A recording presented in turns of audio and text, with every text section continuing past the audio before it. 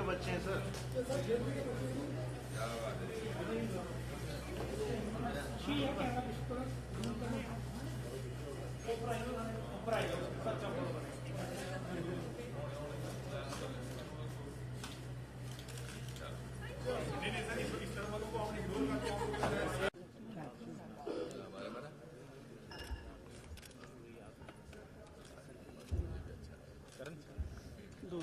चलो थोड़ी जगह दे आ जाओ।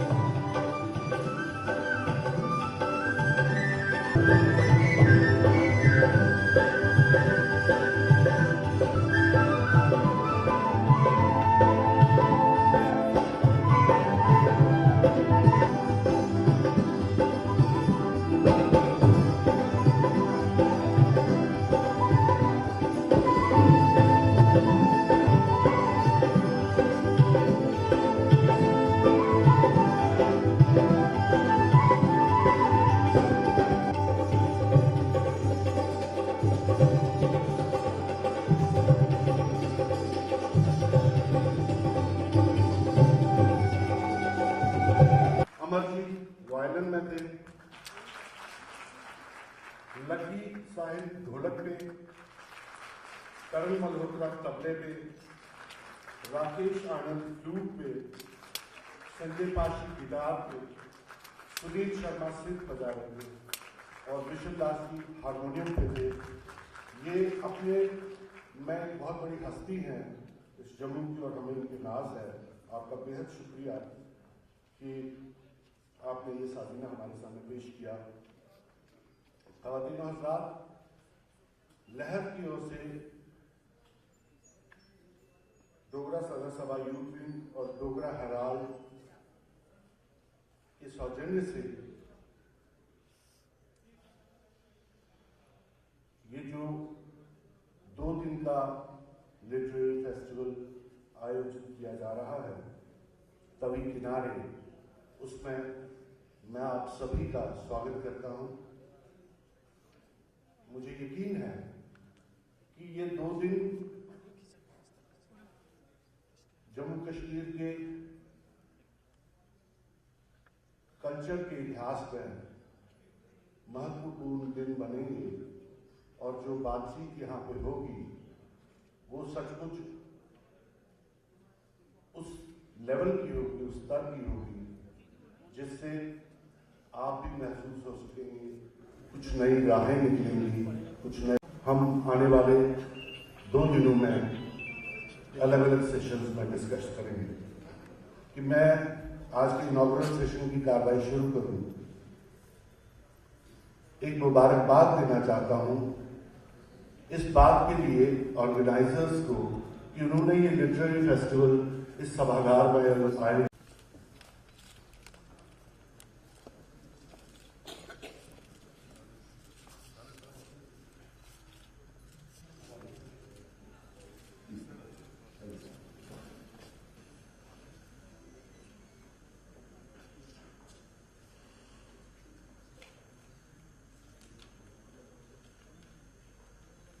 तस्कीन ग्रुप के एडिटर इन चीफ हैं, उनसे गुजारिश करता हूं कि वो आए और मेहमानों का स्वागत करें।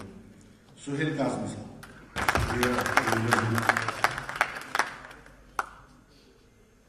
मैं लकी है और आपने इनका इन्विटेशन एक्सेप्ट किया और जम्मू कश्मीर से मुझे मालूम है आपको बहुत प्यार है। पता है या नहीं होता, लेकिन कुछ लिटरेरी लोग, जैसे Jammu civil society for art and literature है, जिसके सरबराह यहाँ बैठे हैं, हसन कुरैशी साहब हैं, खालिद साहब, और लोग भी हैं। अब तो हमारे साथ कुछ IPS दानिश राणा जैसे लोग भी जुड़ने लगे हैं, जो किताबें इतनी खूबसूरत लिखने लगे और जम्मू को प्राउड बनाने लगे हैं कि इतना बड़ा अवार्ड भी उन्होंने लिया मेरिट बेस पे। तो लगता है कि जम्मू कश्मीर जो है अदब की दुनिया में आगे बढ़ रहा है, और अगर आपकी मोहब्बत और शफकत रहेगी तो जम्मू कश्मीर और आगे बढ़ेगा। लिटरेचर को लेके, अपने आपसी रवादारी को लेके, उसमें कोई शक नहीं। आपने देखा होगा बहुत कुछ हौसला मिलता है जब मैं विलियम डैलरिम्पल जी, जो ऑर्गेनाइजर हैं जयपुर लिटरेचर फेस्टिवल की, उनका मैंने एक बड़ा खूबसूरत आर्टिकल पढ़ा था। ही सेड कि जयपुर लिटरेचर फेस्टिवल के पहले साल में कुछ 50 लोग आए जयपुर लिटरेचर फेस्टिवल में, और उसमें से आधे लोग कुछ जापानीज टूरिस्ट थे जो अपना रास्ता भूल गए थे। तो ऐसा जब मैं उनका याद करूं तो मुझे थोड़ा हौसला होता है कि ये तो हमारा पहला प्रयास है।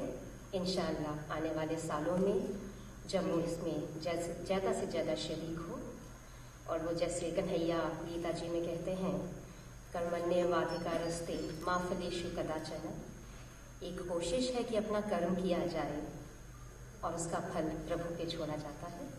आप सबका धन्यवाद। These are ideas of permanent and universal interest. These are ideas of a writer, of the truth as he sees it, he or she sees it, and wants his readers to experience. And that is why literature affects us in a very personal way. Literature often addresses topics that make our lives both complicated and worth living.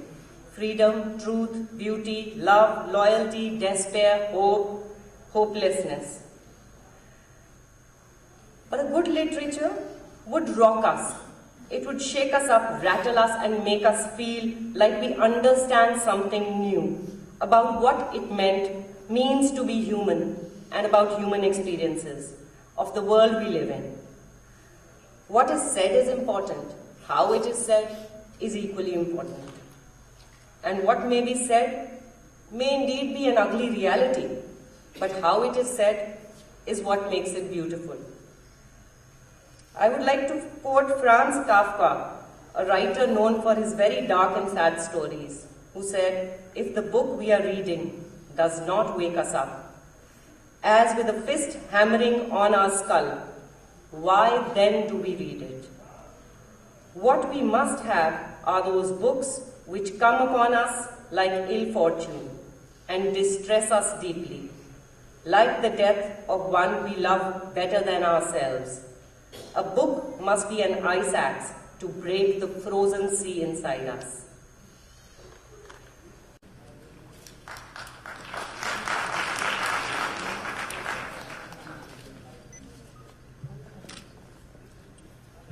Ashok जी ने कहा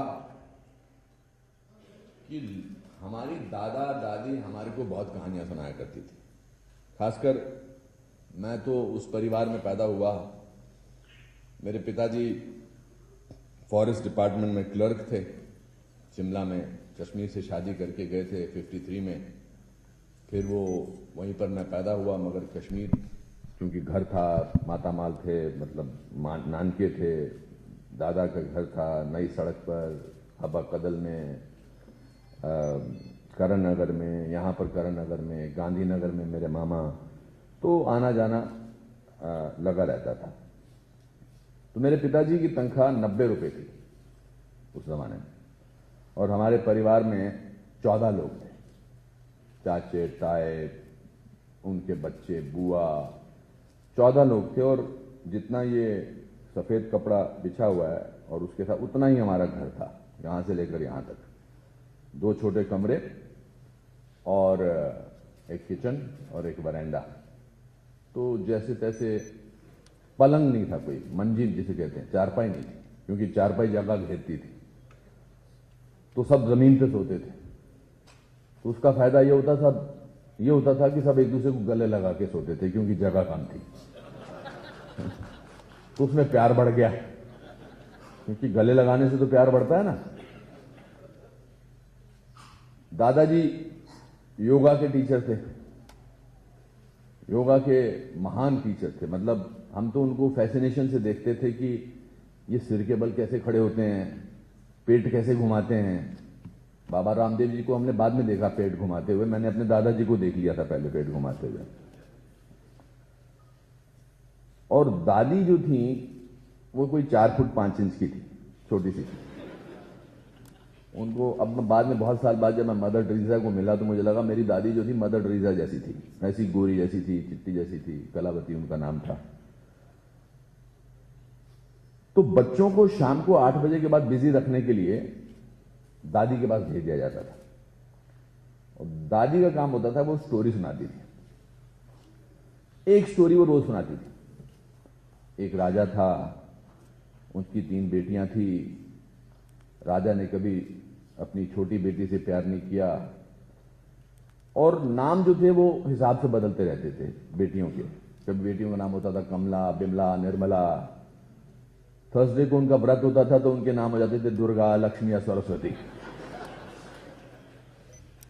लेकिन कहानी में राजा को सिर्फ छोटी बेटी प्यार करती थी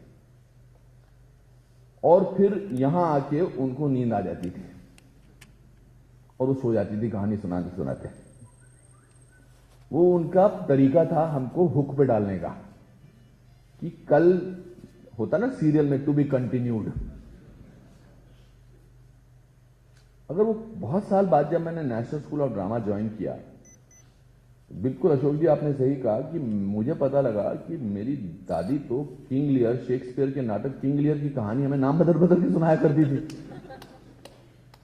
भूत प्रेत की कहानियां, भूत प्रेत की कहानियां बड़ी अजीब होती थी उनकी और सब वो सर्दियों में सुनाती थी। कोई सर्दी में खास एटमोस्फेयर बढ़ता है भूत प्रेत की कहानी पर, कश्मीरी में सुनाती थी। उनकी कहानी कि पूरा अंधेरा छाया हुआ था, पूर्णमासी का दिन था। अब पूर्णमासी के दिन में अंधेरा क्यों छाया हो ये कभी हमने पूछा नहीं, क्योंकि वो डिस्ट्रैक्ट नहीं होना चाहती थी। राजकुमारी महल में अकेली थी, नौकर चाकर छुट्टी पर थे, बाबा तीर्थ यात्रा पर थी। फिर हवा चली और हवा का एक झोंका से दरवाजा खुला और खिड़की से अंदर वो आई। राजकुमारी उठकर बैठ गई। उसने देखा कि दीवार पर टंगी उसकी सौतेली मां की तस्वीर जोर जोर से हिल रही है। राजकुमारी गड़बड़ा गई। वो दिया जलाने की कोशिश करने लगी लेकिन दिया बार बार बुझ रहा था। और क्लाइमैक्स पे आके हम उनसे और चिपकते चले जाते थे और लालटेन की रोशनी में, वो लाइट वाइट जली जाती थी तो लालटेन की रोशनी में वो कहानी सुनाती थी। तो जब वो क्लाइमैक्स सुनाती थी तो हम सब बच्चे कहते थे नहीं मामा, दादी जी। तो एक बार वो खुद चिल्ला पड़ी। बाद में पता चला कि लालटेन की रोशनी में उन्होंने अपना ही साया दीवार पर देख लिया था। पर वो कहानियां मेरा पहला लेसन था लिटरेचर का और उसमें विजुअल कमाल के होते थे। मतलब दादी माँ के जो विजुअल थे। अच्छा, दादी की बात चल रही है तो मैं आपको एक और बात बताना चाहता हूं कि मेरी दादी जो लोरी सुनाती थी, दुनिया में उससे ज्यादा मोनोटोनस लोरी कोई नहीं होती थी। वो ऐसी लोरी सुनाती थी कि खुद ही सो जाती थी। मैं आपको एक नमूना देना चाहता हूं, सोना मत। कश्मीरी में थी वो लोरी। अब तो मुझे ज्यादा वर्ड याद नहीं, मगर उसकी जो तरज थी, जो उसकी जो ट्यून थी वो सेम थी। इनजे चाइनीज न्यानी गुजिया चाइनीज।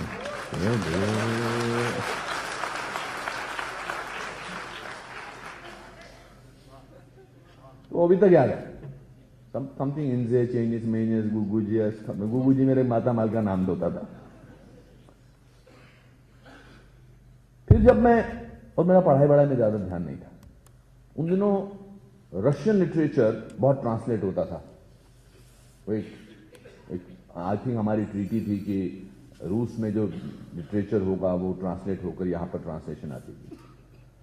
तो मैंने जो पहली किताब पढ़ी वो एक शेल्फ पे पढ़ी थी। अच्छा, मेरे चाचे ताए भी जो थे ज्यादा पढ़ लिख नहीं पाए।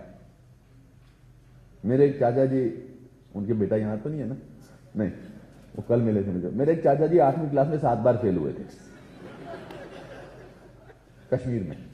श्रीनगर में नेशनल स्कूल में, उनका अभी भी रिकॉर्ड कायम है। 7वीं बार उनको प्रिंसिपल ने 9वीं कक्षा में प्रमोट कर दिया कंपैशनेट ग्राउंड में, क्योंकि क्लास के बाकी बच्चे उनको अंकल बुलाने लगे थे। तो एक ही हमारे चाचा जी थे, प्यारेलाल खेर जी, जो बीए कर चुके थे, उनको पढ़ाई का बहुत शौक था। तो उन्होंने मेरे को कहा, तू इधर उधर शरारतें करता रहा, ये किताब पढ़ ले। उस किताब का नाम था मां, मैक्सिम गोर्की की किताब थी वो, और मां और रशियन रेवोल्यूशन के जमाने में लिखी गई थी। और मैं किताब पढ़ता चला गया, मैं 9th स्टैंडर्ड में था, और वहां वो मेरा इंट्रोडक्शन था वर्ल्ड लिटरेचर की तरफ। उसके बाद वेद प्रकाश कंबोज, इब्ने सफी, ये सब जासूसी उपन्यास वाले लोग हैं। कर्नल रंजीत एक तरफ चल रहे थे, जेम्स हेडली चेज, दूसरी तरफ मैक्सिम गोर्की, सोल्जेनित्सिन, चेखव, ये लोग चल रहे थे, उनके अनुवाद पढ़ रहा था। और मुझे अपने में एक बदलाव नजर आ रहा था, मेरी एक विचारधारा बन रही थी कि लोग, जो लिटरेचर कितनी सेंस ऑफ फ्रीडम आपको देता है। लिटरेचर बांधता नहीं है, ये सेंस ऑफ फ्रीडम देता है, बहुत कमाल की फ्रीडम देता है। बिकॉज आप टेलीविजन देखते हैं तो आपको वही पहलू नजर आता है जो डायरेक्टर आपको दिखाना चाहता है, लेकिन जब आप किताब पढ़ते हैं तो यहां पर अगर 200-300 लोग बैठे हैं तो 200-300 लोगों की जो विचारधारा है, जो उनका इमेजिनेशन है, वो अलग होगी। अंधेरी रात थी, हल्की हल्की बारिश पड़ रही थी, वो आदमी अपने कोट के कॉलर ऊपर करके उस रात में चला जा रहा था। उसके बूट ठक ठक की आवाज कर रहे थे। फिर वो एक लैंप के नीचे रुका, उसने अपने कांपते हाथों से अपनी जेब से सिगरेट का पैकेट निकाला। आधी सिगरेट भीगी हुई थी, उसने सिगरेट मुंह से लगाई, माचिस जलाने की कोशिश कर रहा था, माचिस जल नहीं रही थी, बड़ी मुश्किल से माचिस जली। फिर उसने अपना सिगरेट का कश लिया और वो इधर उधर देखा और फिर वो चल पड़ा। यहां पर बैठे तमाम लोगों की बारिश की वो रात अलग होगी, वो लैंप पोस्ट अलग होगा, वो आदमी की शक्ल अलग होगी, वो सिगरेट का ब्रांड अलग होगा, वो माचिस का गीला होना अलग होगा। ये ताकत लिटरेचर की है, ये टेलीविजन या सिनेमा की नहीं है।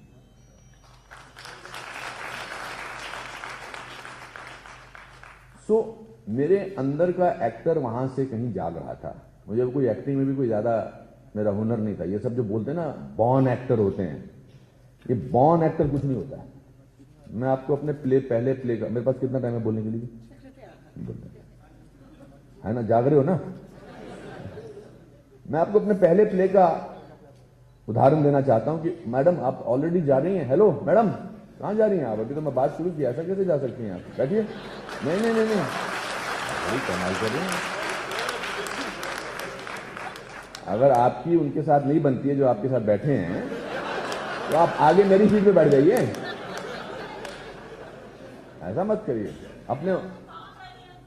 सरदार जी अच्छा बिठा लो भैया साथ को, साथ वाली महिला के पास से हट जाओ। ऐसा मेरे एक ऑडियंस जा रही है यहां पर, बड़ा मुश्किल से, तो मुंबई से यहां तक आया हूं मैं।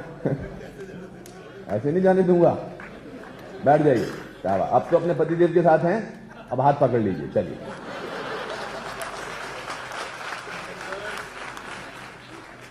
तो पहला वो जो नाटक में जो होता है ना कि बॉर्न एक्टर होते हैं, अरे बचपन से इसके हुनर नजर आते हैं, ऐसा कुछ नहीं था।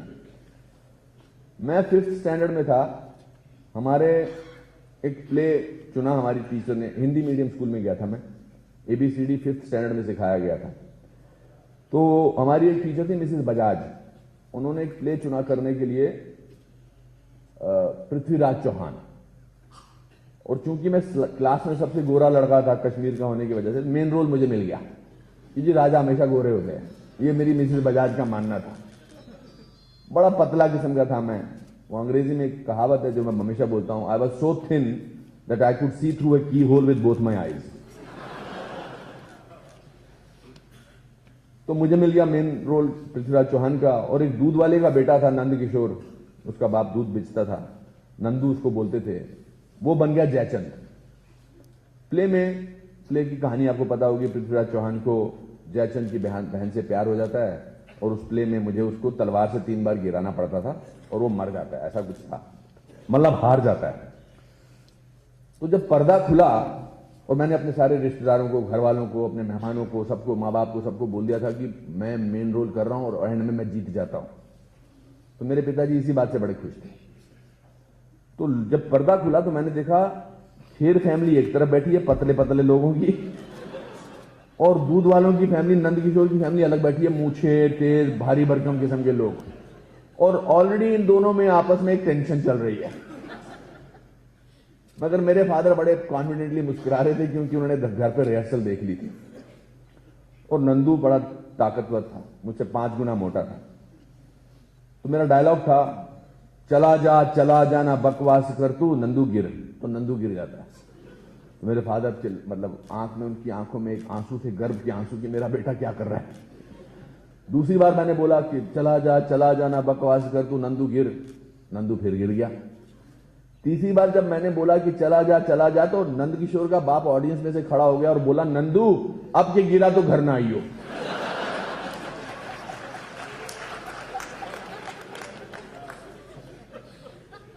उसके बाद इतिहास पलटा,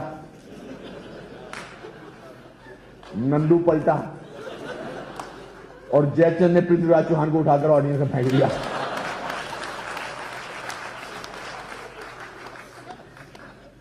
मगर छोटे शहर में रहने का ये तरीका, ये बहुत फायदा होता है कि आपको जिंदगी की बातें याद रहती हैं। तो आज मैं 5th स्टैंडर्ड का किस्सा सुनाकर अगर आप लोगों के चेहरे पर एक मुस्कुराहट ला सकता हूं, तो इसका लिटरेचर से बहुत लेना देना। अब आप कहेंगे क्या literature? Because literature gives you N imagination, it gives you, it opens your horizon. उसके बाद मैं national school of drama join किया। मैंने 3rd क्लास में जब BA पास किया तो मेरे पिताजी ने कहा कि तू अब बेटा फॉरेस्ट डिपार्टमेंट, मैं क्लर्क हूं, तू ज्यादा हेड क्लर्क बन जाएगा। तो मैंने कहा मेरा तो भविष्य यहां पे नहीं है, मैं तो कोई और नौकरी में करूंगा नहीं। तो मैंने एक ऐड पढ़ा चंडीगढ़ डिपार्टमेंट थिएटर पंजाब में से, एक भाई साहब फिर जा रहे हैं, यार ये क्या कर रहे हैं लोग, कहां जा रहे हो भाई साहब? नहीं कहां, ऐसे कैसे?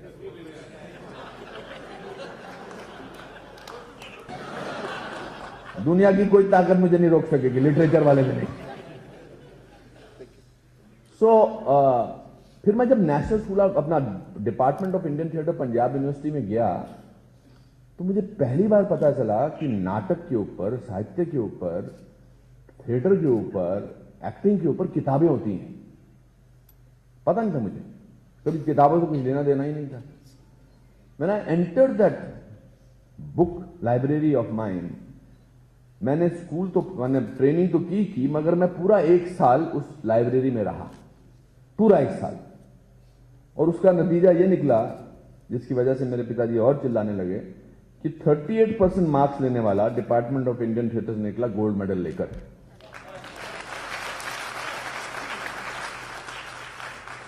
और इसीलिए कहते हैं कि कुछ भी हो सकता है। और मैं आपको याद दिलाना चाहता हूं, आज सुबह ही हम बात कर रहे थे अशोक जी ने मेरे प्ले का पहला रिव्यू लिखा था। तब से मैं अशोक जी को जानता हूं, अशोक चोपड़ा जी को। पहला प्ले रिव्यू लिखा था और इन्होंने कुछ ऐसा लिखा था, an actor to watch out for. Thank you Ashok ji for predicting that, they are still watching me. So try and inculcate this habit of reading. Internet पे पढ़ाई, किताब पढ़ने का मजा ही नहीं आता है। किताब पढ़ने का मजा आता है कि जब आपने हाथ में किताब लियो, आप ऐसे करें और ऐसे मुस्काएं, एक कागज की आवाज होती है, इसका अपना मजा आता है, एक खुशबू होती है। अभी भी देखिए इस किताब से, घर में है बैराग खालिद हुसैन साहब की किताब से खुशबू है, बिल्कुल आती है कि ऑथर की खुशबू। बिल्कुल सही कह रहे हैं आप। आपका नाम क्या है? जाहिर बात साहब, बहुत मैं आपकी बात से बिल्कुल इत्तेफाक रखता हूं। तो ये किताब, फिर वो चंदा मामा, पराग, नंदन, बड़ी बड़ी हिस्ट्री की किताब में रख के पढ़ना। आप कंप्यूटर में थोड़ा अंदर रख सकते हैं, लाइट पड़ेगी ना, उससे दिमाग को पता लग जाएगा। किताब का पलटा, वो एक यहां तक पढ़ लिया, उसको फोल्ड करना, और फिर बहुत दिनों बाद जब उसी किताब को दोबारा पढ़ना तो उसका एहसास हो जाता है कि ये किताब आपने पहले पढ़ी हुई है। ये अपने आप में एक एक्टिविटी है, अपने आप में एक लत है, अपने आप में एक खूबसूरती है. So that Joy which you get reading from a book, you cannot get reading from anything else. That's why it's important to have literary festivals like this. That's why I want to congratulate you for, and look at this house. madam, शुरुआत से नहीं डरना चाहिए, अंत में क्या परिणाम वो बहुत इंपॉर्टेंट है, देश के लिए भी और हमारे लिए भी.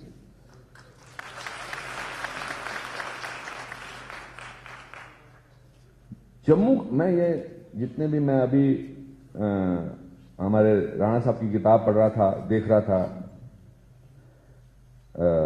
उसके कुछ पन्ने पलट रहा था. उसका पहला जो पेपर है वो पोस्टर है, एक हिस्टोरिकल पोस्टर है जो मिलिटेंसी के दौरान लगाया गया था. Now that in itself is a recollection of all those days what had happened. You see, literature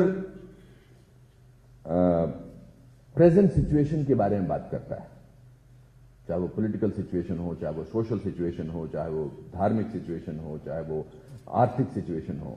literature से उस बात का वो धनी होते हैं आप इंसान. लिटरेचर का कोई मजहब नहीं होता है, लिटरेचर का कोई दीन ऐसा नहीं होता है कि लिटरेचर गरीब नहीं होता, लिटरेचर अमीर नहीं होता. लिटरेचर या तो बुरा होता है या अच्छा होता है. So, it's important to bring literature to the people. Stories. What is literature? According to me, is storytelling. To me, even if it's not fiction, philosophy. Vivekananda ji की किताब उठा लो, आप किसी की किताब, किसी फिलोसोफर की किताब उठा लो. मैंने तो जिंदगी में कभी किताब ही नहीं लिखी थी.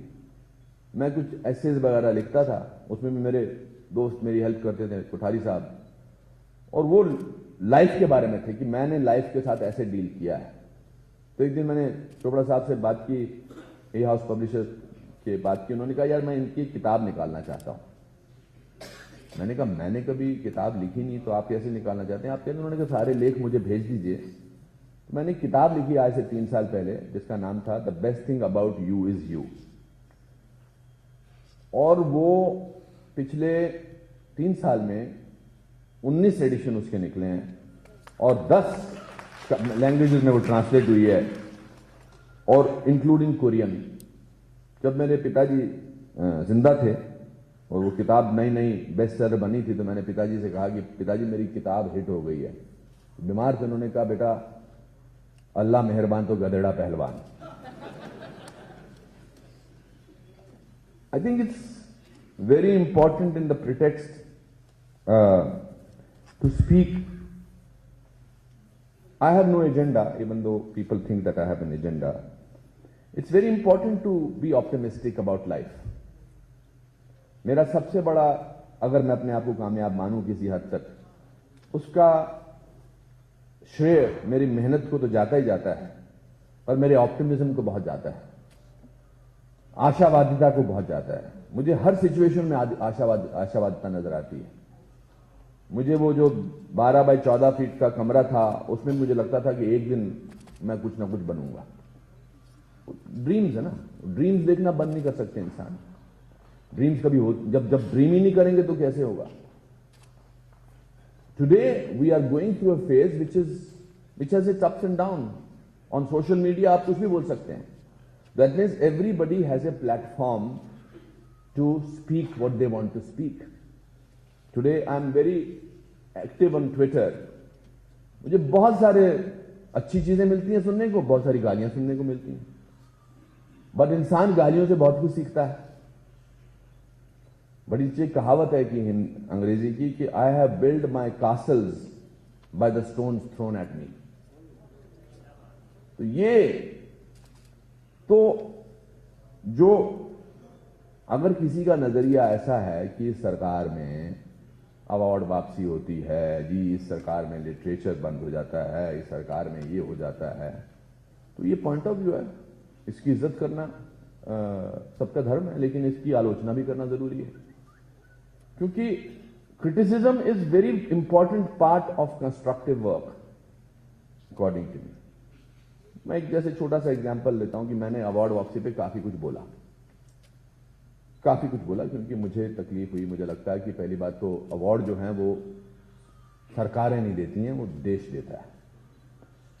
और मैं कल यहां पर जगती कैंप में गया था, 7,000 लोगों को, कश्मीरी पंडितों को जिनको घर से निकाल दिया गया है, उनको यहां देखने गया था मैं। उनकी हालत दयनीय है।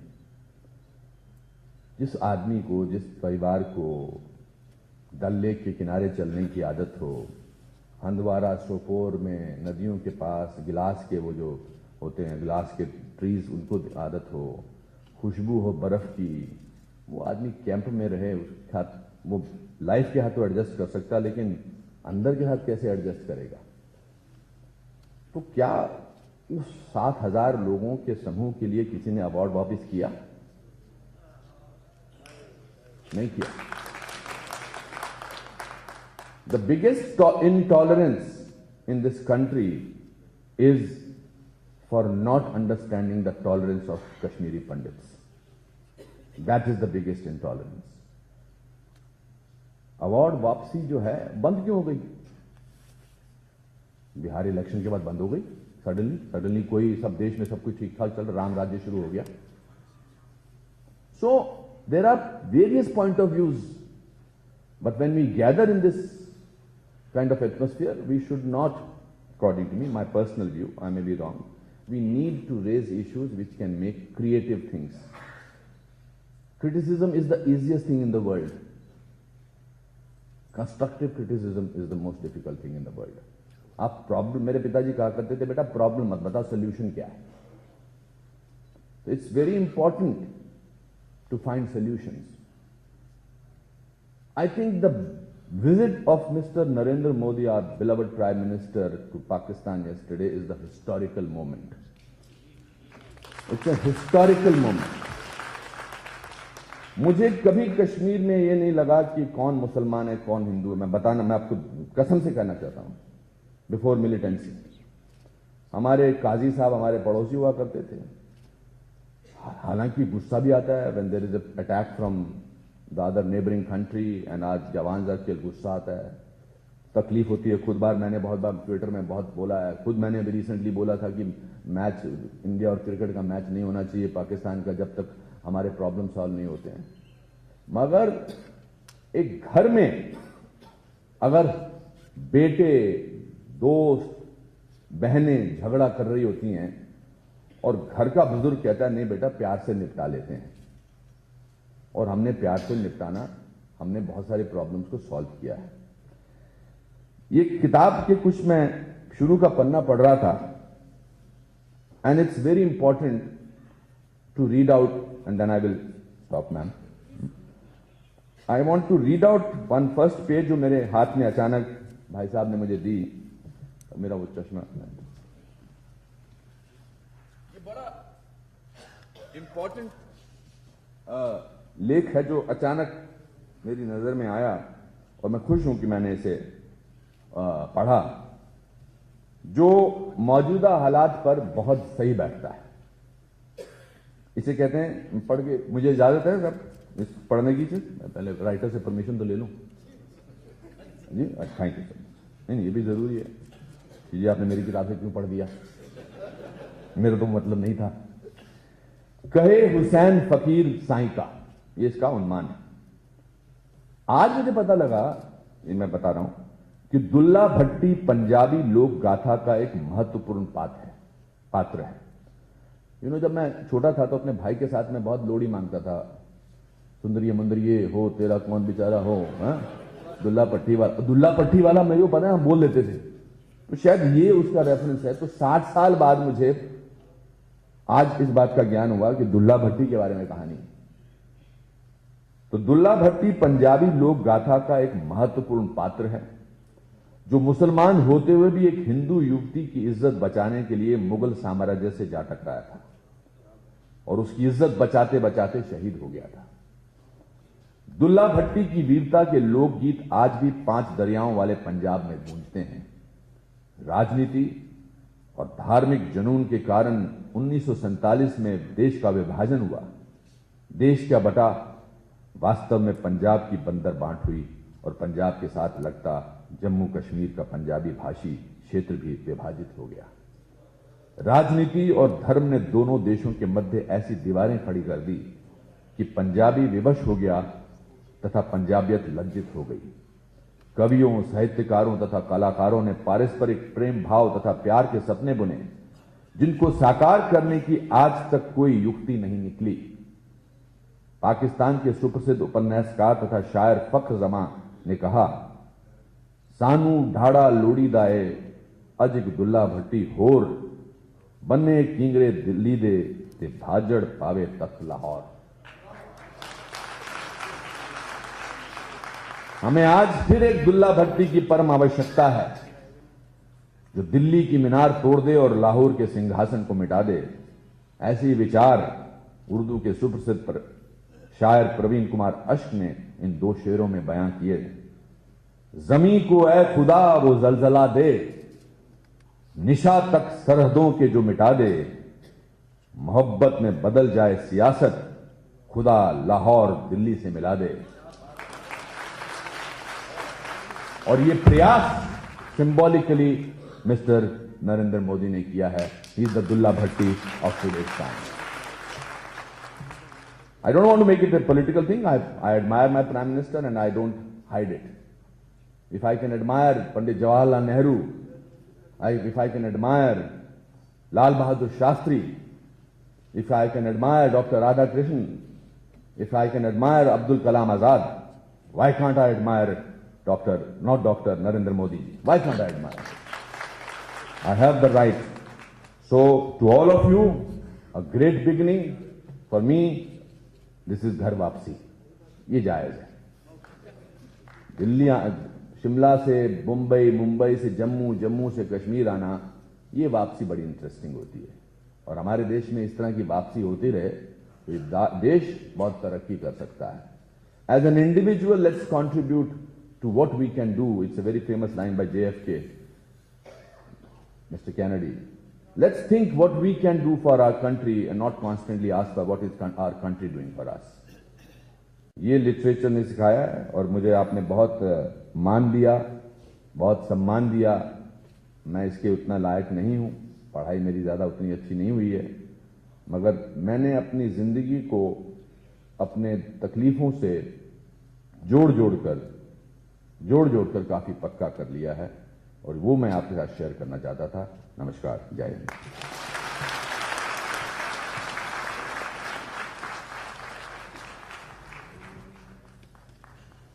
थैंक यू अनुपम खेर जी। मैंने अनुपम खेर जी को यहाँ बोलने के लिए, इनवाइट करने के लिए बड़े अच्छे, मैंने बड़ी अपनी तमीद बांधी थी कि किस तरह उनकी उम्र जो है वो एक रिवर्स गियर में चल रही है। आलम में आहिस्ता आहिस्ता और किस तरह, and I am very fascinated because I am a theatre actor, he has an actor prepares. उसका एक हिस्सा था, मैंने आग उगली वहां पर, क्योंकि पंजाब का मैं इंचार्ज था। पंजाब का सरबजीत मरा जेल के अंदर, उसी जेल में लखपत जेल के अंदर, और उसकी बॉडी रिसीव करने के लिए पंजाब के चीफ मिनिस्टर भी गया, बॉडी लाया। और उसके बाद क्या हुआ, किस तरीके से उसको शहीदों का एक स्टेटस दिया, उसको शहीद का स्टेटस दिया, और चमेल सिंह का सब कुछ निकाल लिया था। 2 महीने किसी ने मांगी बड़ी बाड़ी उसकी, और खाली बाड़ी उन्होंने जब आगा बार्डर पर दी, नॉन AC गाड़ी के अंदर उस बाड़ी को यहाँ पर बच्चों के हवाले किया। ये जख्म आपको मिलेंगे जब आप निकलोगे, और अगर इन जख्मों पर थोड़ी बहुत भी मरहम लग गई तो सब कुछ हो सकता है, सब। और आज इस वक्त जो हालात देखिए, इस उत्तर प्रदेश के अंदर इनकी सब्जी 10 रुपए किलो थी, 50 रुपए किलो हो गई। बर्दाश्त किया कि नहीं, हम अपने भाइयों को, चाहे वो हिंदू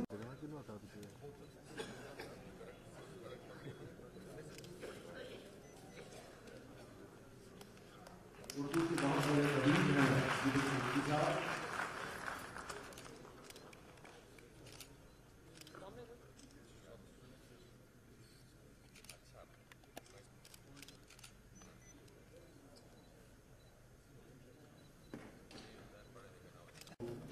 हूँ।